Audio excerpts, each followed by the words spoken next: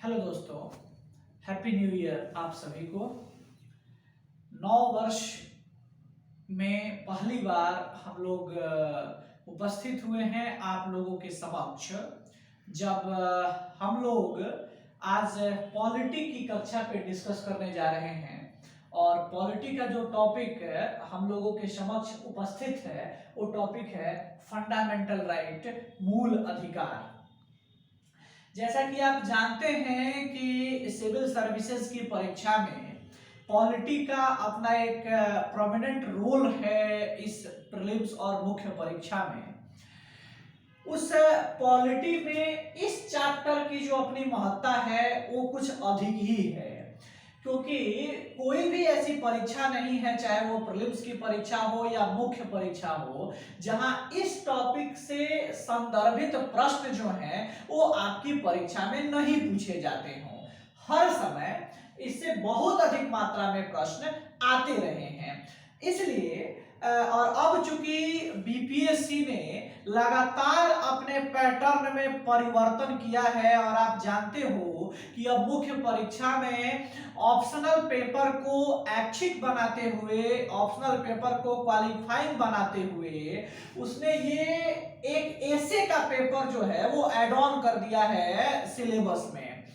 और अब ऐसा मानिए कि एसे का जो पेपर है वो पेपर एक तरह से आपका रिजल्ट बनाएगा, और बिना एसे अब पास होने की कोई संभावना भी नहीं है। तो जब एसे का पेपर ऐड ऑन हो गया है तो उसमें भी इस पॉलिटी की अपनी एक इम्पोर्टेंस बनती है, दिखती है।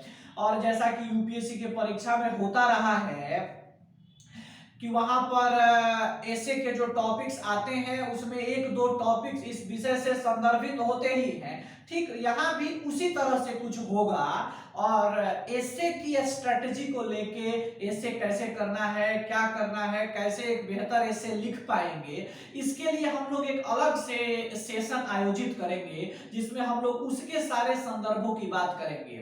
तो आइए हम लोग बात करते हैं अपने इस टॉपिक का जिसे हम मूल अधिकार के रूप में जान रहे हैं।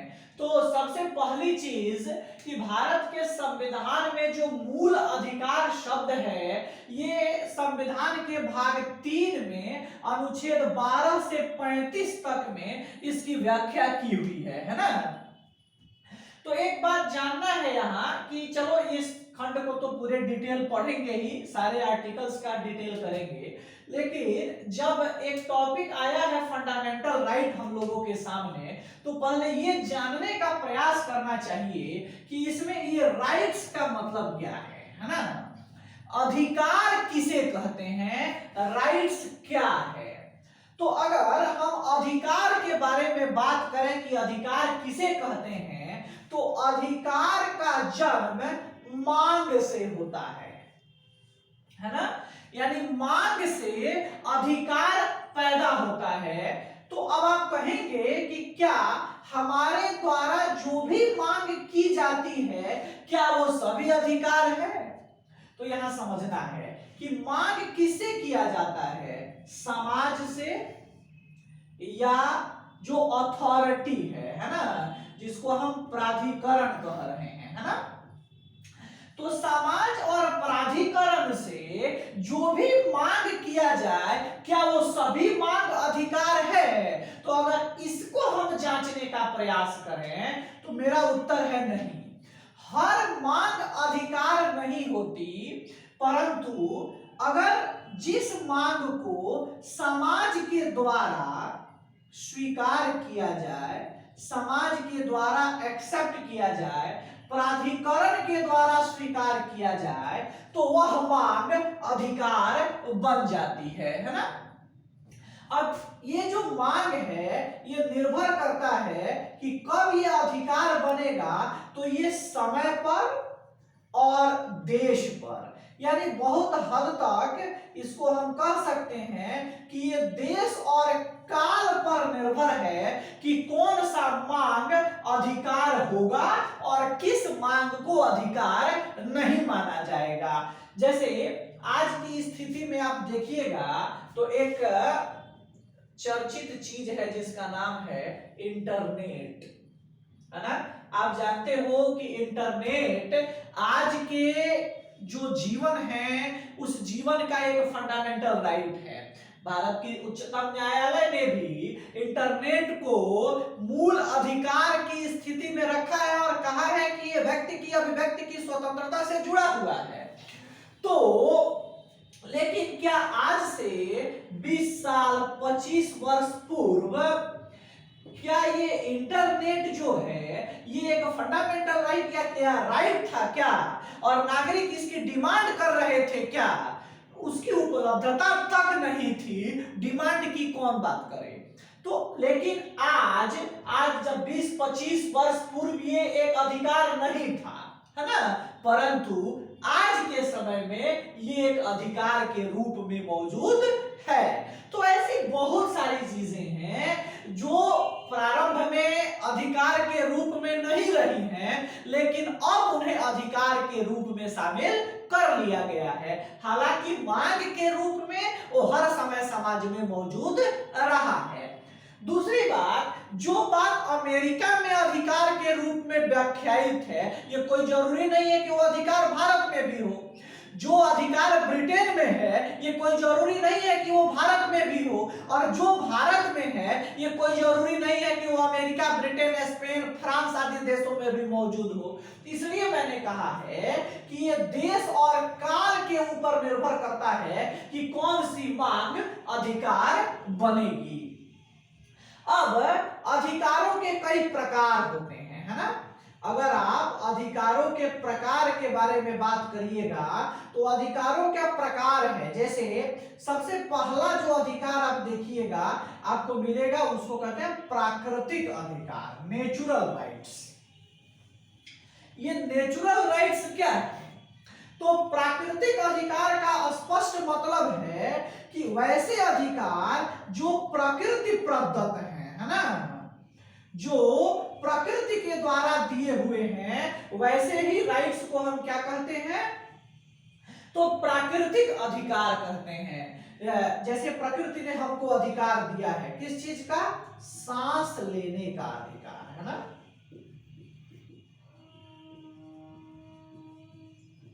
इसे कोई छीन नहीं सकता, इसे कोई ले नहीं सकता, है ना। ये एक अनन्य अधिकार है जो यहाँ के किसी समाज के व्यक्ति, समाज की संस्था के द्वारा प्रदत्त नहीं है, बल्कि प्रकृति प्रदत्त है। इसलिए ऐसे अधिकार आते हैं प्राकृतिक अधिकारों की श्रृंखला में, है ना।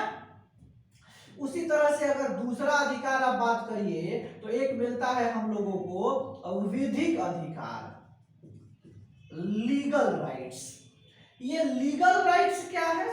तो अगर लीगल राइट्स के बारे में बात करें तो वैसे अधिकार जो हमें कानून के द्वारा प्राप्त होता हो, है ना, जो हमें कानून के द्वारा मिलता हो, उसी को हम क्या कहते हैं? विधिक अधिकार, लीगल राइट्स, है ना। यानी संविधान के द्वारा या देश के विधायिका के द्वारा कुछ कानून बनाकर और हमें जब अधिकार प्रदान किया जाता है तो उसको कहते हैं हम विधिक अधिकार। जैसे भारत में एक उदाहरण आप देख सकते हैं, आपको मिला है सूचना का अधिकार, है ना, राइट टू इंफॉर्मेशन। तो सूचना का अधिकार कैसा अधिकार है? विधिक अधिकार है, क्योंकि संसद ने विधि बनाकर यह अधिकार हमें प्रदान किया है, यह अधिकार हमें प्रदत्त है। उसी तरह से अगर तीसरा एक अधिकार के बारे में आप बात करिए तो एक अधिकार आपको मिलेगा, उसको कहते हैं मानवाधिकार। देखिए ये प्राकृतिक अधिकार का ही एक अगली पीढ़ी है ना, उसी का एक अगला कड़ी है। और मानवाधिकार को आमतौर पे 10 दिसंबर 1948 को संयुक्त राष्ट्र संघ के द्वारा मानवाधिकार का एक घोषणा पत्र जारी किया गया था, और इसीलिए प्रत्येक वर्ष 10 दिसंबर को मानवाधिकार दिवस के रूप में मनाया जाता है। तो मानवाधिकार का मतलब क्या है? देखो स्पष्ट रूप से ये दो शब्द से मिलकर बना है, मानव और अधिकार। यानी मानव मात्र में मानव होने मात्र से जो अधिकार मिल जाए वही अधिकार कहलाता है मानवाधिकार, ह्यूमन राइट्स, है ना। तो एक मानव के लिए क्या चाहिए कि सोचने, समझने, विचार करने, अभिव्यक्त करने, है ना, धर्म की स्वतंत्रता, उपासना की स्वतंत्रता, ये सारे राइट्स जो हैं वो सब एक तरह से क्या है, मानवाधिकार है। इसमें तो था प्रकृति में कि प्रकृति के द्वारा जो जैसे सांस लेने का अधिकार, भोजन करने का अधिकार, ये सारा चीज इसमें था। ये इससे एक अगली पीढ़ी भी है, इसमें सांस लेने, भोजन करने, घूमने फिरने के अलावे एक मनुष्य होने के लिए जो आवश्यक अधिकार चाहिए वे सारे अधिकार इस मानवाधिकार की श्रेणी में आते हैं, इस मानवाधिकार की श्रृंखला में शामिल किए जाते हैं। तो ये तीन जो हैं ये मूल रूप से अधिकारों की श्रृंखला में आते हैं। अब आप कहेंगे कि भाई ये तो अधिकारों की एक स्थिति हुई, भारत के संविधान में जो ये फंडामेंटल राइट है तो इन सभी राइट्स को फंडामेंटल क्यों कहा जा रहा है ना। फंडामेंटल कहने के पीछे क्या रीजन है, क्यों हम उसको फंडामेंटल के नाम से जान रहे हैं। तो देखिए, भारत में जो भाग 3 में अधिकारों की व्याख्या है, जिसे हम फंडामेंटल राइट की श्रृंखला के तहत गिनते हैं, ये फंडामेंटल कहने के पीछे कुछ रीजन है। आमतौर पे 2 प्रमुख रीजन है जिसकी हम इसमें चर्चा कर सकते हैं। पहला कि ये जो अधिकार है जिसका वर्णन भाग 3 में है, ये अधिकार नागरिकों के सर्वांगीण के विकास के लिए आवश्यक है ना, सर्वांगीण विकास के लिए आवश्यक है ना। अब यहां बहुत महत्वपूर्ण है, समझिए इसको। ये अधिकार यानी भाग 3 में वर्णित 12 से 15 तक में जो अधिकार है, ये अधिकार नागरिकों के सर्वांगीण विकास के लिए आवश्यक है ना। ये बहुत महत्वपूर्ण है। सर्वांगीण विकास का मतलब है all around development of the human beings. तो ऑल अराउंड डेवलपमेंट का मतलब है राजनीतिक विकास, सामाजिक विकास, आर्थिक विकास, नैतिक विकास, धार्मिक विकास, आध्यात्मिक विकास, चारित्रिक विकास, यानी ये सारे तरह के विकास यो किसके द्वारा संभव है, इन्हीं अधिकारों के द्वारा है। तो इन अधिकारों को फंडामेंटल कहने के पहला रीजन ये नागरिकों के सर्वांगीण विकास के लिए आवश्यक है, और दूसरा रीजन कि इन्हें न्यायालय के द्वारा सुरक्षा प्राप्त है, न्यायालय द्वारा सुरक्षा प्राप्त है। यह भी बहुत महत्वपूर्ण है। न्यायालय द्वारा सुरक्षा प्राप्त है, अर्थात अगर किसी भी परिस्थिति में इन अधिकारों का हनन हो रहा है तो हर नागरिक को यह अधिकार है कि वे अपने इन अधिकारों की सुरक्षा के लिए सीधे न्यायालय के पास जाए। आगे हम इसमें पढ़ेंगे कि एक आर्टिकल है, आर्टिकल 32, जो स्वयं एक फंडामेंटल राइट है। इस आर्टिकल 32 के तहत हर नागरिक को यह अधिकार है कि यदि किसी भी इंडिविजुअल के द्वारा, व्यक्ति के द्वारा या राज्य के द्वारा उसके अधिकारों का हनन किया जा रहा है, उसके अधिकारों पर नकारात्मक ढंग से प्रभाव डाला जा रहा है, तो वह अपने अधिकारों की सुरक्षा के लिए अनुच्छेद 32 का प्रयोग करते हुए सीधे उच्चतम न्यायालय में जाकर और आप उसकी सुरक्षा की गुहार लगा सकता है। तो ये न्यायालय के द्वारा सुरक्षा प्राप्त है। ये 2 बड़े महत्वपूर्ण कारण हैं जिनके कारण इन भाग 3 के अधिकारों को मूल कहा जाता है ना। मूल कहे जाने के पीछे, फंडामेंटल कहे जाने के पीछे ये 2 मुख्य कारण है। अब जो भारत के संविधान के भाग 3 में अधिकारों की व्याख्या है, एक लाइन यहां जगह जगह आप सुनते होंगे जिसकी मैं चर्चा करना यहां जरूरी समझता हूं भाग 3 को भारतीय संविधान का मैग्ना कार्टा कहा जाता है ना। तो सबसे पहली चीज कि मैग्ना कार्टा का मतलब क्या है और क्यों इसको मैग्ना कार्टा कहा जाता है।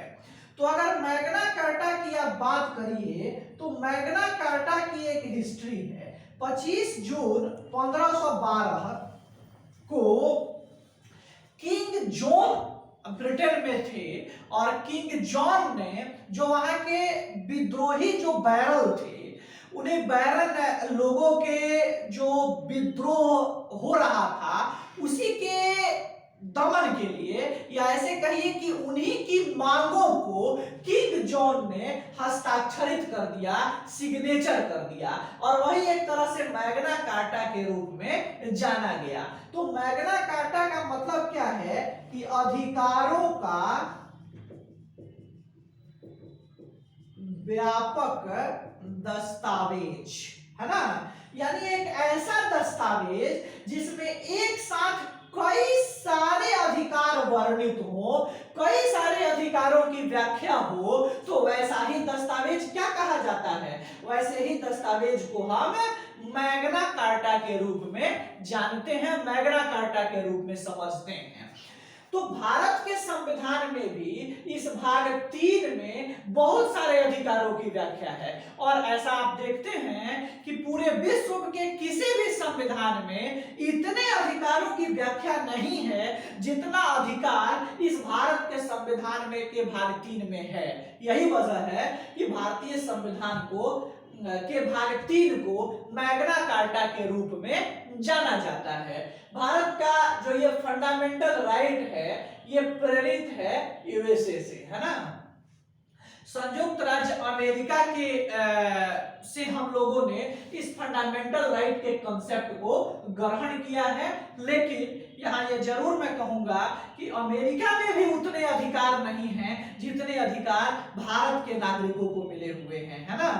और कालांतर में जब जनहित याचिकाओं का दौर आया, न्यायिक सक्रियता आई, न्यायिक अतिरेक आया, जिसको जुडिशियल ओवररीच कहा जाता है, तो ये judicial review, judicial activism, judicial overreach, PIL, public interest litigation, इन सब कारणों से भी फंडामेंटल राइट का जो खंड है वो धीरे धीरे और व्यापक होता चला गया। और इसमें तो इसकी व्यापकता में तो अनुच्छेद 21 का सबसे बड़ा रोल है। आगे करके हम लोग उसकी डिटेल व्याख्या भी करेंगे कि कैसे अनुच्छेद 21 को आगे बढ़ाया गया है। आइए, अब एक तो महत्वपूर्ण बात हुई कि भाई अधिकार क्या है, इसको मूल क्यों कहा गया, और भाग 3 की संविधान में स्थिति।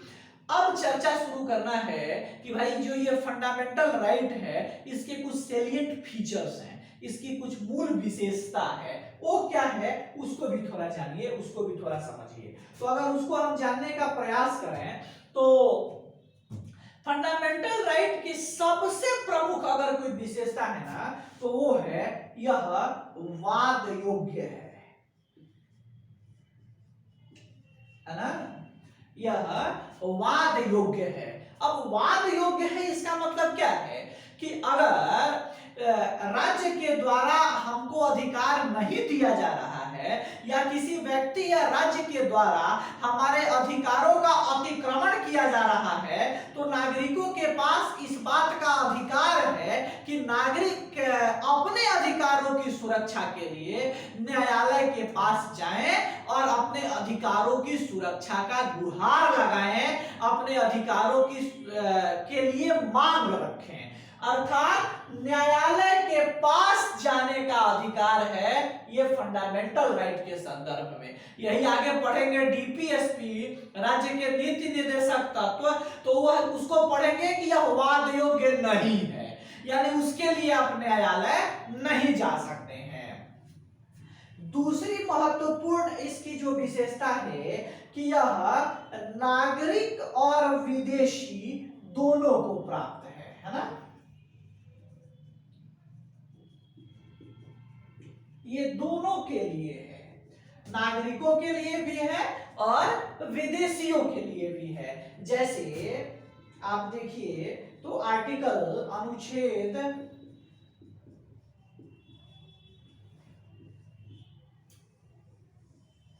आर्टिकल 15, 16, 19, 29 एंड 30, ये जो आर्टिकल हैं, ये आर्टिकल केवल नागरिकों के लिए है।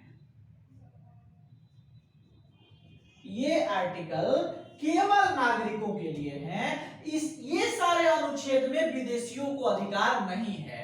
लेकिन इसके अलावे जो और अन्य फंडामेंटल राइट है, जैसे आर्टिकल 14, आर्टिकल 17, 18, 20, 21, 22, इस तरह से जो फंडामेंटल राइट हैं वह नागरिकों के लिए भी हैं और विदेशियों के लिए भी हैं, लेकिन ये केवल नागरिकों के लिए हैं।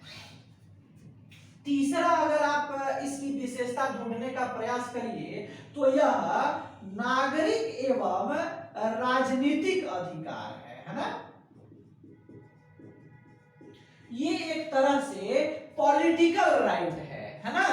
ये एक तरह से नागरिकों को राजनीतिक रूप से अधिकार संपन्न बनाता है। और वहीं आप अगर डीपीएसपी के बारे में आगे पढ़ेंगे तो वह सामाजिक और आर्थिक अधिकार है, वह सोशियो इकोनॉमिक राइट्स है जो सामाजिक और आर्थिक रूप से नागरिकों को संपन्न बनाता है।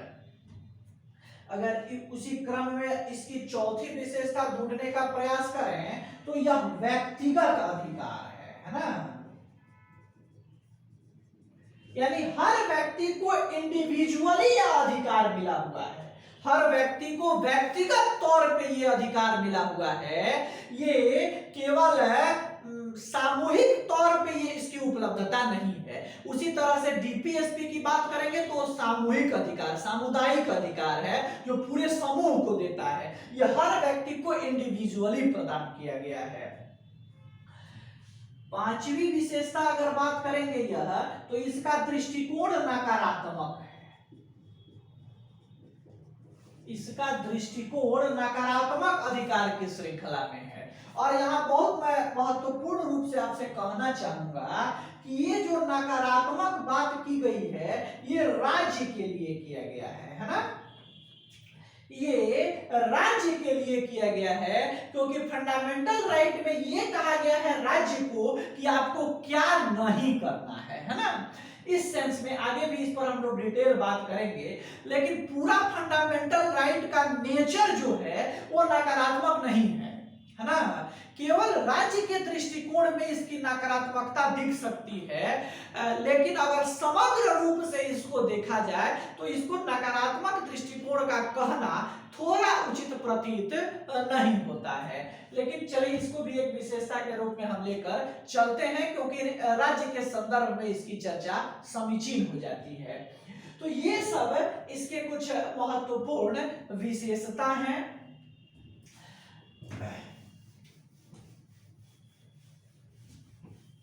इसकी विशेषता के बाद अब इसका बारी आता है कि हम बात करें इसके अनुच्छेदों से संबंधित, है ना। इसके आर्टिकल से रिलेटेड बात शुरू किया जाए तो सबसे पहली चीज की इसकी शुरुआत होती है आर्टिकल 12 से 35 तक।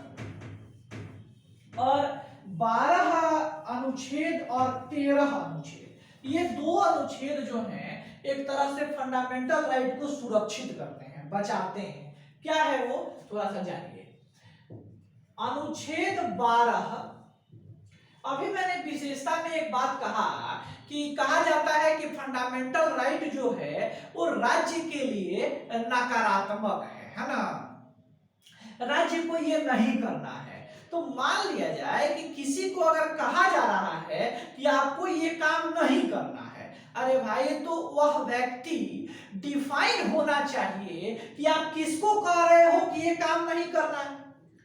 अगर आप किसी एक्स को, किसी वाई को, किसी जेड को कुछ करने से रोक रहे हो या कुछ करने के लिए कह रहे हो तो वह एक्स, वाई और जेड व्यक्ति जो है वो क्या है, वो एक तरह से डिफाइंड पर्सन है ना। ठीक उसी तरह से अनुच्छेद 12 में जो पूरे फंडामेंटल राइट के संदर्भ में राज्य की परिभाषा देता है ना।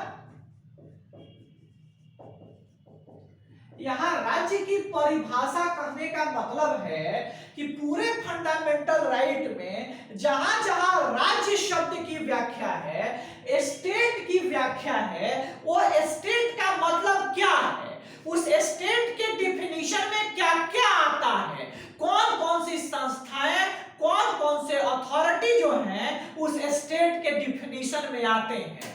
तो हम लोगों को इस स्टेट की परिभाषा जो है वो यहां समझ लेनी है कि स्टेट का मतलब क्या है। तो अगर आप अनुच्छेद 12 में स्टेट की परिभाषा की बात करो और उसकी व्याख्या करो तो उसमें सबसे पहला अगर कोई संस्था है तो आता है संघ सरकार, यूनियन गवर्नमेंट। दूसरा है राज्य सरकारें, जो भारत में 28 राज्य और 8 केंद्र शासित प्रदेशों की जो स्थिति है वो सब सरकारें भी इस राज्य की परिभाषा में महत्वपूर्ण है। तीसरा स्थानीय सरकारें, यहां स्थानीय सरकारें कहने का मतलब है ग्रामीण स्तर पर ग्राम पंचायत और शहरी स्तर पर शहरी स्थानीय स्वशासन,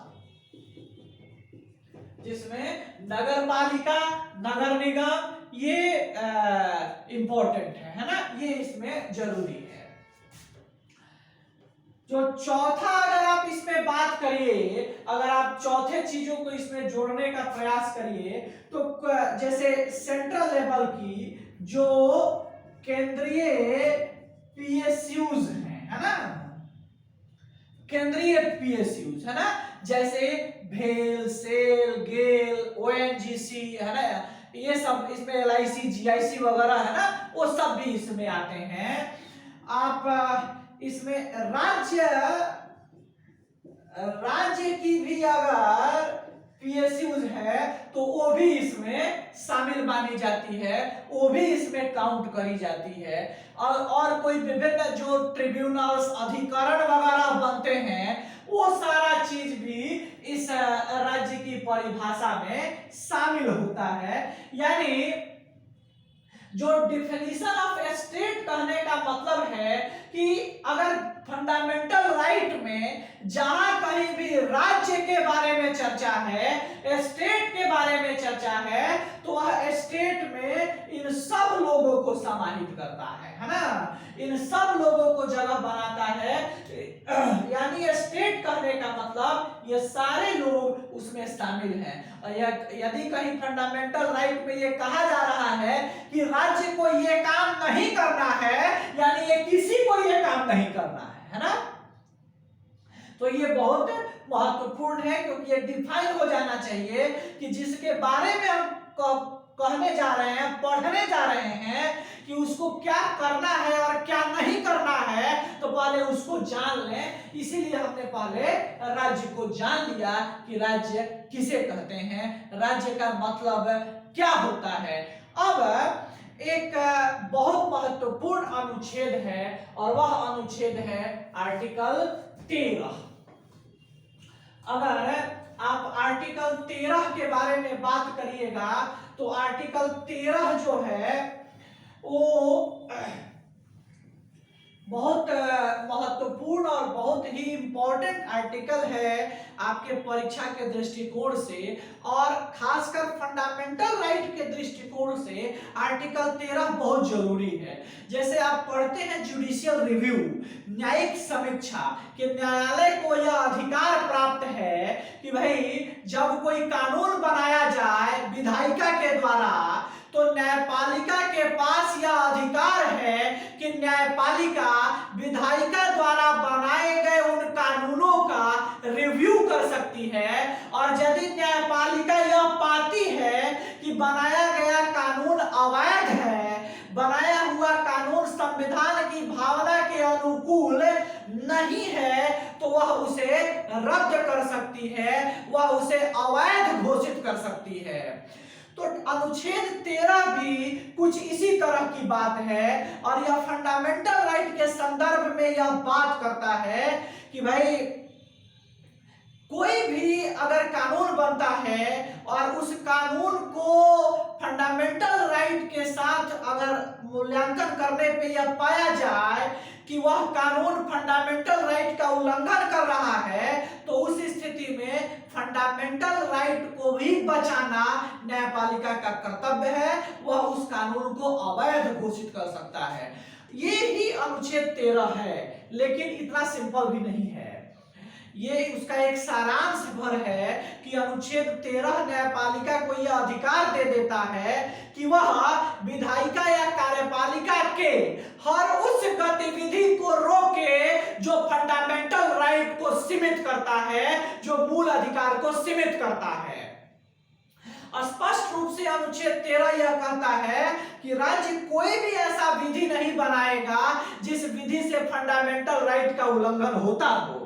लेकिन यदि राज्य ऐसा कर देता है तो विधायिका या राज्य के द्वारा बनाए गए कानून को न्यायपालिका के द्वारा समीक्षोपरांत रद्द किया जाएगा।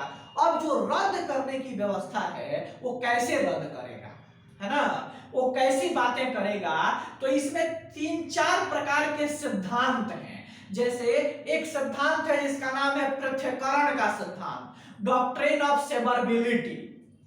एक सिद्धांत है जिसका नाम है तिरोहित होने का सिद्धांत या ग्रहण का सिद्धांत, डॉक्ट्रिन ऑफ इक्लिप्स। और एक है अधित्याग का सिद्धांत, है ना, डॉक्ट्रिन ऑफ वेवर। तो ये सब जो थियरीज हैं, इस थियरीज के आधार पर न्यायालय मूल्यांकन करता है, रिव्यू करता है और वह कानून को अवैध घोषित करता है ना। यह अनुच्छेद 13 से आगे की चर्चा हम लोग नेक्स्ट एपिसोड में करेंगे, नेक्स्ट क्लासेस में, नेक्स्ट सेशन में हम लोग करेंगे। आज के लिए इतना ही। Thank you.